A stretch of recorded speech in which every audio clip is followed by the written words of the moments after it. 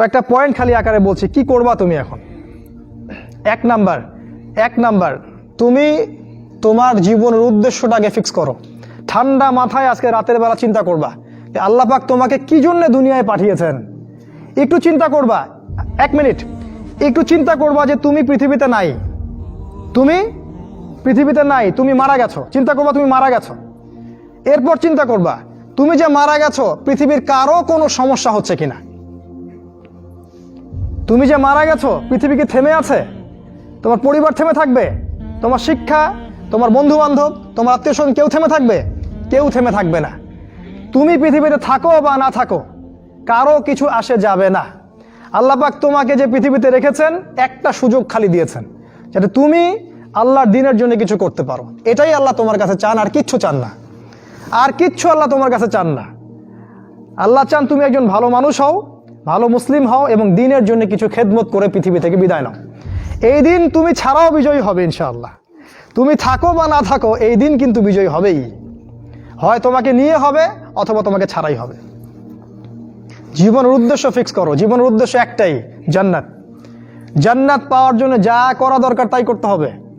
কোরআন হাদিস মেনে চলা থেকে শুরু করে আমল করা, আদব আখলাক সব কিছু এর মধ্যে চলে আসবে ইনশাআল্লাহ। আল্লাহ পাক তোমাকে পথ দেখাবেন। আগে তুমি জীবনের উদ্দেশ্য ফিক্স করো। একটা কথা বলি, সবাই তোমাদেরকে বলবে জীবনে সফল হতে হবে। অনেক কথা আমি বলছি আমার ব্যক্তিগত অভিজ্ঞতা থেকেই বলছি। আল্লাহ পাক আলহামদুলিল্লাহ ফার্স্ট সেকেন্ড ছাড়া রেজাল্ট আমাদের হতো না। যখন থেকে আমরা বুঝতে পেরেছি যে ট্র্যাকে আমরা যাচ্ছি সে ট্র্যাকটা ভুল, সেই ট্র্যাকটা ভুল, এই বুঝটা যখন থেকে আসছে আমাদের মধ্যে, আমরা চেষ্টা করছি অন্যদেরকে আমাদের শিক্ষা দিয়ে সচেতন করার জন্য। আমরাও ভুল করেছি, ভুলের উপর ভুল করেছি। আল্লাহ পাক যেন মাফ করেন, আল্লাহুম্মা আমিন। সাফল্যের সংজ্ঞা শেখানো হতো আমাদেরকে পরিবার থেকে। সফল হতে হবে বাবা, নিজের পায়ে দাঁড়াতে হবে, বাবাকে দেখতে হবে, মাকে দেখতে হবে, অমুক তমুক ইত্যাদি ইত্যাদি। বিয়ে করবি কি নিয়ে, তোর তো কিছুই নাই, বলে নাই কথাগুলো আপনাদেরকে। চাকরি বাকরি করতে হবে, প্রতিষ্ঠিত হতে হবে। শোনো, সাফল্যের একটা সংজ্ঞা দিয়েছেন আল্লাহ কোরআনে, একটাই সংজ্ঞা, সূরা আল ইমরানের মধ্যে আছে। আজকে আমি সব ডিটেলস বলার সময় পাচ্ছি না।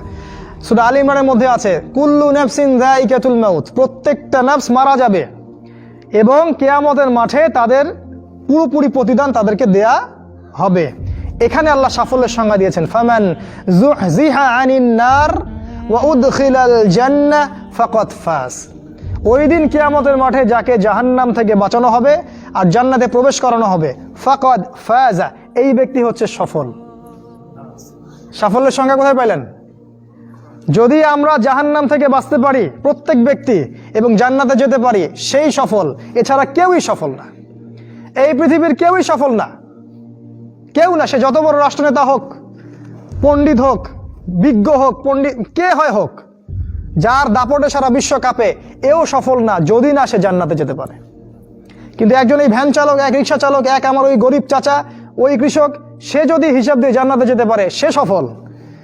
তিনিই সফল, তিনিই আল্লাহর কাছে পছন্দের বান্দা। অতএব জীবনের উদ্দেশ্যটাকে ঠিক করে ফেলো, এটা প্রথম কাজ।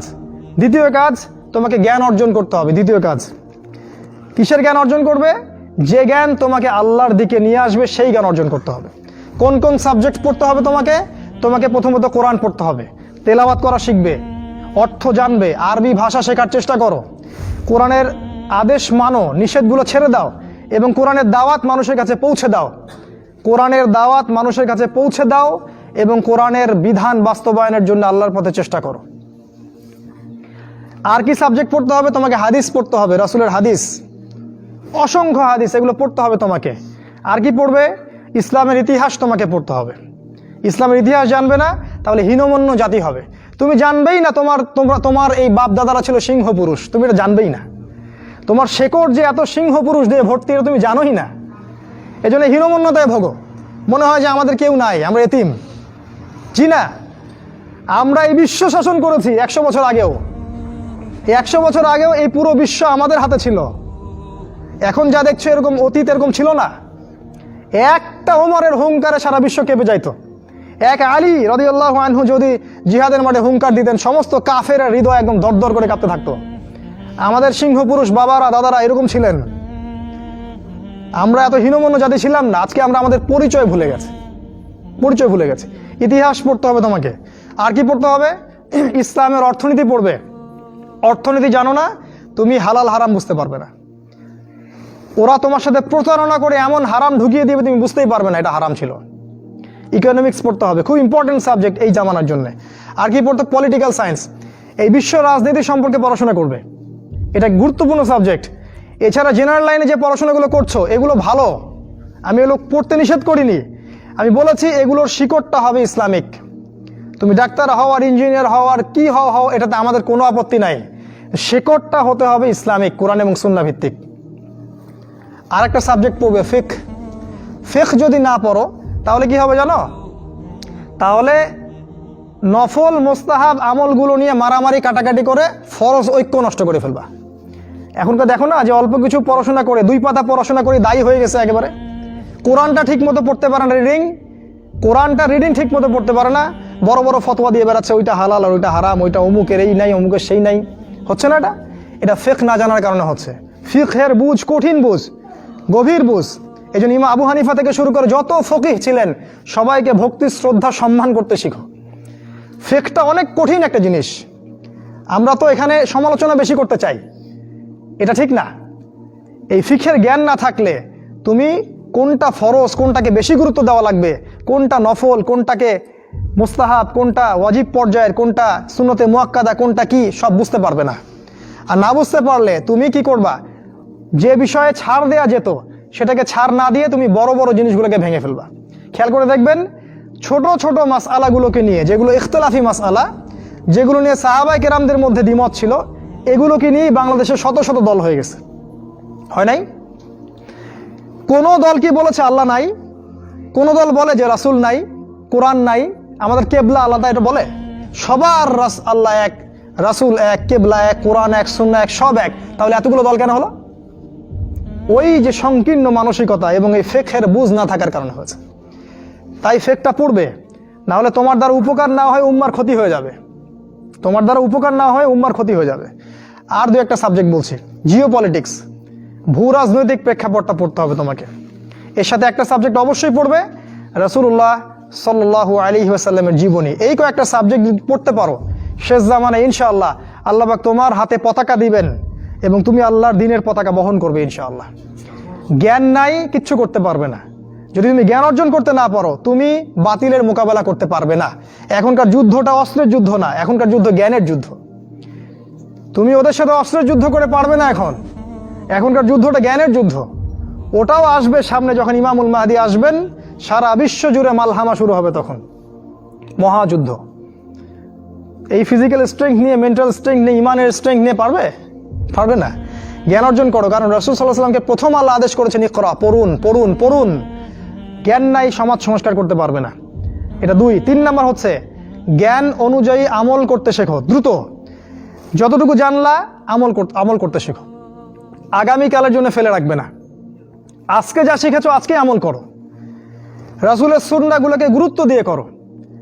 যেখানে ইসলাম প্রশস্ততা দিয়েছে সেখানে প্রশস্ততা প্রদর্শন করো, যেখানে প্রশস্ততা নাই সেখানে ওটাই মেনে চলো। ইসলাম একটা প্রশস্ত রিলিজিয়ন, এখানে অনেক কিছু প্রশস্ততা আছে, সেই প্রশস্ত ইসলাম ফলো করো, আমলগুলো করো। প্রতিদিন 5 ওয়াক্ত সালাত মসজিদে জামাতের সাথে পড়তে হবে। যখন তুমি রমাজান মাস পাবে সওম রাখতে হবে, জাকাতের সম্পদ আসলে জাকাত দিবে, মানুষের সাথে ভালো আচরণ করতে শিখো, উম্মাকে ঐক্যবদ্ধ করতে শিখো, কোরআনের জ্ঞান অর্জন করো, সুন্নাহর জ্ঞান অর্জন করো এবং জানা অনুযায়ী আমল করে তুমি তোমার নিজের ভিতরে একটা পরিবর্তন নিয়ে আসো। পবিত্র হওয়ার চেষ্টা করো, সব পাপ থেকে তওবা করে ফিরে আসো। রাসূলের সুন্নাহগুলোকে গুরুত্ব দাও। A to Z, বাথরুমে যাওয়া থেকে শুরু করে তোমার জীবনের প্রতিটা ক্ষেত্রে নবীজির সুন্নাহগুলোকে তোমার উপর বাস্তবায়ন করো। নিজের উপর সুন্নাহ নাই, তুমি সমাজে সুন্নাহ বাস্তবায়ন করতে পারবে না। 3 নাম্বার। 4 নাম্বার, আদর্শ পরিবার গড়ে তোলো। আদর্শ পরিবার গড়ে তোলার জন্য তোমাকে তাড়াতাড়ি বিয়ে করতে হবে। তোমার সামর্থ্য আছে, শারীরিক মানসিক সামর্থ্য আছে, রুজির একটা ব্যবস্থা আছে, বিয়ে করে ফেলো, দেরি করবে না। বিয়ে করে ফেলো, দেরি করবে না। আমি বলছি অবশ্যই তোমার শারীরিক সামর্থ্য থাকতে হবে, মানসিক সামর্থ্য থাকতে হবে, অর্থনৈতিক সামর্থ্য থাকতে হবে একটা মেয়ের রেসপন্সিবিলিটি নেওয়ার সামর্থ্য থাকতে হবে। সামর্থ্য হয়ে গেলেই তুমি বিয়ে করে ফেলবে, আর কোনো দিকে দেখার দরকার নাই। এমনকি তোমার যদি একাধিক বিয়ে করার সামর্থ্য থাকে সেটাও তোমাকে করতে হবে। যার একাধিক বিয়ে করার সামর্থ্য আছে সে যদি না করে সেটাই তার জন্য গুনার কাজ। জি, এই কথাগুলো বলার সাহস পায় না অনেকে, এই কথাগুলো বলার সাহস হয় না, আলেমদেরই হয় না। দুইটা বিয়ে করলে মানুষ আবার কি মনে করবে, আমার মনে হয় চরিত্রের সমস্যা ইত্যাদি ইত্যাদি। আরে বোকা, তাহলে কোরআনের মধ্যে 4টা বিয়ের কথা আসলো কেন?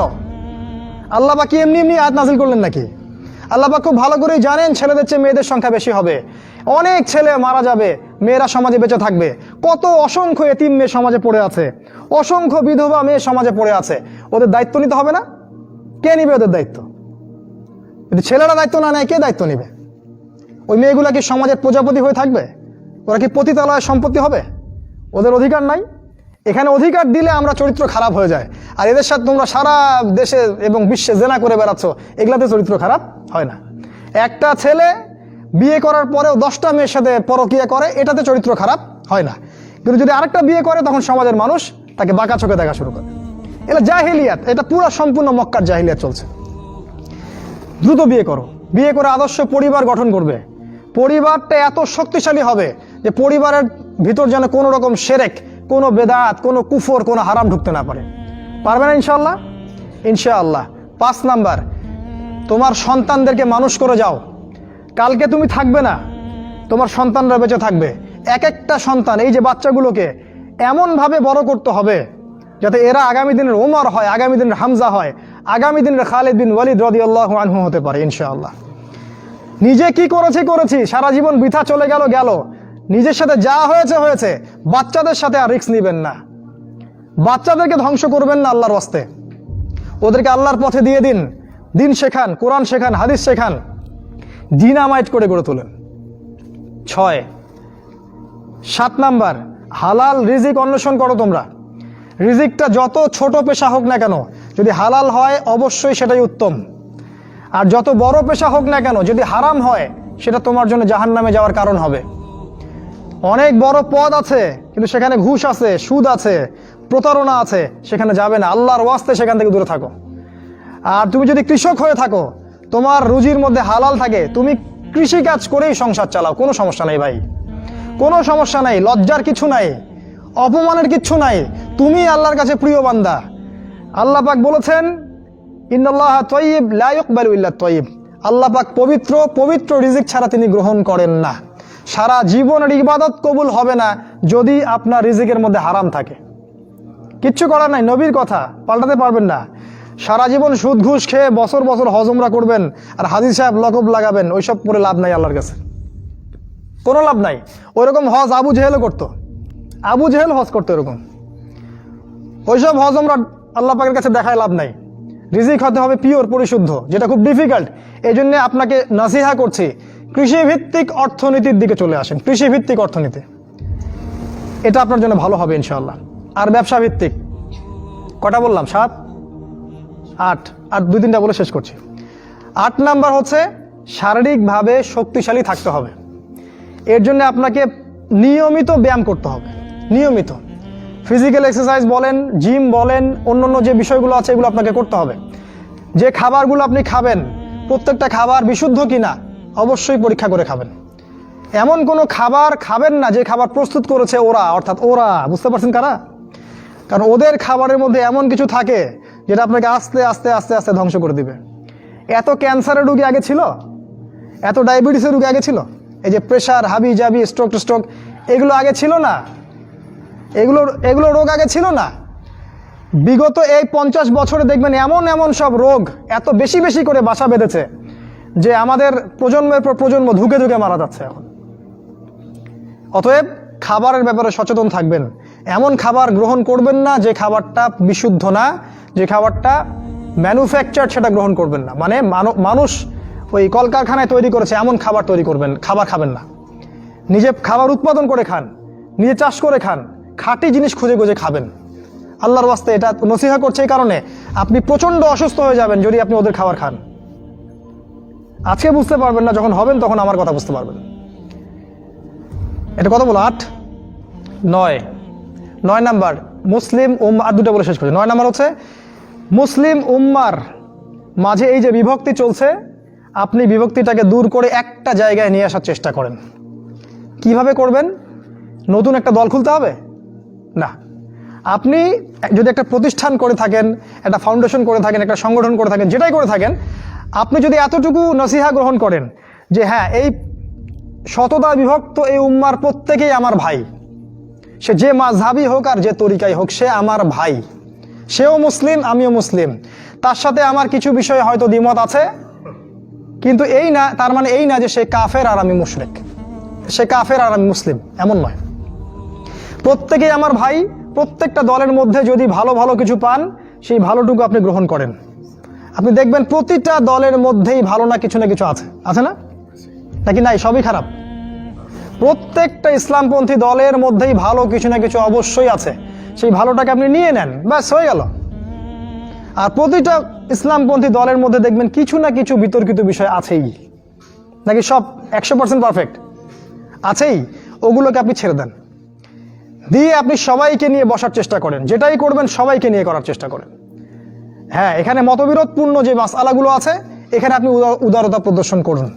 ফিকহের ব্যাপারে উদারতা প্রদর্শন করুন, আকীদার ব্যাপারে আপনি স্ট্রং থাকেন, ব্যাস। এভাবে আপনি উম্মার মধ্যে একটা ঐক্য আনতে পারবেন ইনশাআল্লাহ। আর এই উম্মার ঐক্য যদি না থাকে, তাহলে আগামী দিনগুলোতে এই উম্মাকে বাঁচাতে পারবে না কেউ না।